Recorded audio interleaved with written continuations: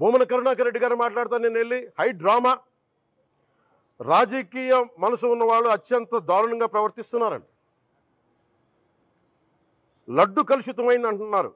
కల్తీ నెయ్యితో తప్పు చేసి ఉంటే సర్వనాశనం అయిపోతాం, రక్తం కక్కుని చచ్చిపోతాం. మీ నాశనం మొదలైంది.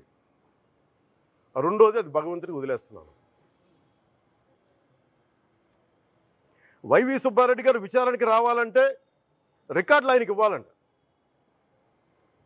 మీరు ప్రభుత్వంలో రికార్డులు మాకు ఇచ్చారా? మాకు ఏం మాట్లాడుతున్నారు మీరు? మీరు కూడా విచారణకు సిద్ధంగా అండి. అసలు ఈవో ధర్మారెడ్డి గారు ఆ మనిషి గాయబ్. ఈ రోజు దాకా లేడు ఆయన. ఈరోజు దాకా మళ్ళీ కనిపించలా. ధర్మారెడ్డి గారు నేను మిమ్మల్ని చూశాను. ఆ రోజున నేను దర్శనానికి వచ్చినప్పుడు మీరు అందరూ ఎలా ప్రవర్తించారో నాకు తెలుసు. నేను చూశా. తిరుమలని ఇష్టారాజ్యంగా చేశారు. అది వ్యాపార కేంద్రంగా చేశారు. ఆధ్యాత్మిక కేంద్రం నుంచి పర్యాటక కేంద్రంగా చేశారు అది. ఇదే మీరు మక్కాకి వెళ్తే ఇలాగే ప్రవర్తిస్తారా? మీరు ఒకసారి మక్కాను చూసి నేర్చుకోండి. ఇస్లాంని పాటించే ప్రతి ముస్లిం ఎంత పవిత్రంగా పాటిస్తాడో చూడండి. అక్కడ అథారిటీస్ని అడగండి. ఒక చిన్నపాటి మస్జిద్కి వెళ్తే ఎంత పవిత్రంగా చూసుకుంటారో చూడండి. ధర్మారెడ్డి గారు మీరు హిందువులా? మీ ఇష్టానికి మీరు చేసేసుకుంటారా? మీ బిడ్డ చనిపోయాడు. చనిపోయిన కనీసం 11 రోజులు లోపలికి రాకూడదంటే ఈ లోపల వచ్చేస్తారా మీరు? మేము మర్చిపోయాం అనుకుంటున్నారా?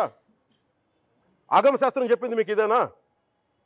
అంటే గవర్నమెంట్ ఉద్యోగులు అయితే ప్రభుత్వం మీ నియమిస్తే మీ ఇష్టానికి చేసేసుకుంటారా? మాకు బాధలు ఉండవు అనుకుంటున్నారా? ఇదే మీరు ఒక ఇస్లాంకి చేస్తే అపచారం జరిగితే మీరు ఏం చేస్తారు? బయట రోడ్ల మీదకి వచ్చి మీరు కూర్చోబెట్టి దాన్ని పొలిటికలైజ్ చేస్తారు. మీరు పొలిటికలైజ్ చేస్తారు. నేను నిజంగా చెప్తున్నా. జగన్మోహన్ గారికి కూడా చెప్తున్నా. మీరే కనుక నేనే కనుక సనాతన ధర్మం మీద పోరాటం చేయాలని నన్ను ఆపేవాళ్ళు ఎవరు లేరు ఈ దేశంలో, గుర్తుపెట్టుకోండి. నేను కనుక సనాతన ధర్మం కోసం నేను పోరాటం చేస్తే చచ్చిపోవడానికి సిద్ధం నేను. కానీ నేను అక్కడి దాకా తీసుకెళ్ళిన విషయాలు దానికి నిదర్శనమే రామతీర్థ రాముల వారి విగ్రహం శిరిచ్ఛేదం జరిగినప్పుడు ఒక్క మాట మాట్లాడకుండా చెప్పి కూర్చున్నాను. ఆ తెలివితేట లేక మీ ప్రభుత్వాన్ని కిందకి తీసుకొచ్చి అధాపాతాలను తొక్కిన మేము మాకు శక్తి లేదనుకుంటున్నావా? ఉండవనుకుంటున్నావా? కానీ మేము సమాజాన్ని కలిపి ఉంచాలని వ్యక్తులం తప్ప విడగొట్టాలని వ్యక్తులం కాదు. మేము గుర్తుపెట్టుకోండి.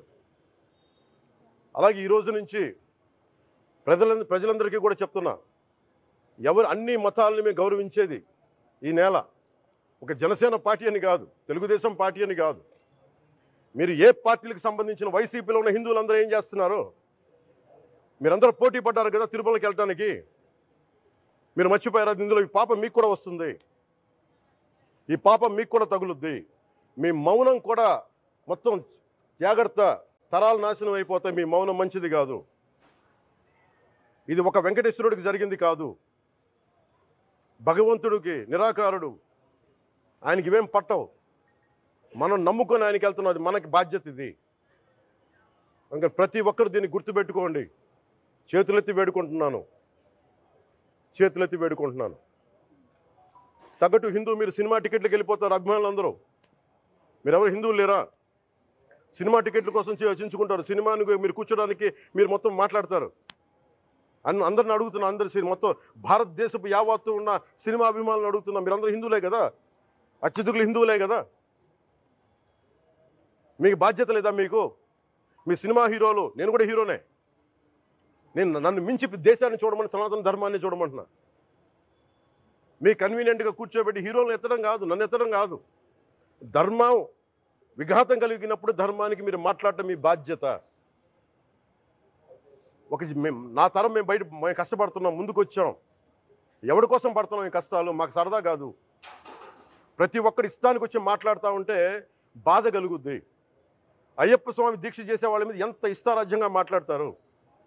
ఇదే మీరు ఎవరన్నా సరే ఇస్లాం మీద మీరు గొంతు ఎత్తగలరా? ఎందుకంటే రోడ్ల మీదకి వచ్చి కొడతారని మీకు భయం, అందుకు మీరు మాట్లాడరు. హిందువులు అంటే మెత్తని మనుషులు కదా, తోటి హిందువు కదా, మీరు ఏదైనా మాట్లాడచ్చు. మీకు నమ్మకాలు లేకపోతే మీరు ఇంట్లో కూర్చోండమ్మా. మీకు నమ్మకాలు లేకపోతే ఇంట్లోంచి బయటికి రాకండి. మమ్మల్ని ఏం అనకండి. మేము ఎలా పూజా విధానం ఎలా చేస్తాం, అలాగే ముఖ్యంగా ఫిల్మ్ ఇండస్ట్రీ కూడా నేను తెలియజేస్తా ఉన్నా. దీని మీద మీరు మాట్లాడితే మద్దతుగా మాట్లాడండి. లేదంటే మౌనంగా కూర్చోండి. అంతేగాని మీ మాధ్యమాల ద్వారా అపహాస్యం చేస్తే మటుకు ప్రజలు మిమ్మల్ని ఎవరు క్షమించరు. ఎందుకంటే చాలా డీప్ పెయిన్ ఇది. మీరు లడ్డు మీద జోక్లు వేస్తున్నారు. నేను ఒక సినిమా ఫంక్షన్లో కూడా చూశాను. Laddu is a sensitive issue అని. Don't you ever say that. Don't you ever dare to say that, please. I respect you as actors, but when it comes to Sanatana Dharma, please, you have to think 100 times before you saying a word. One comment.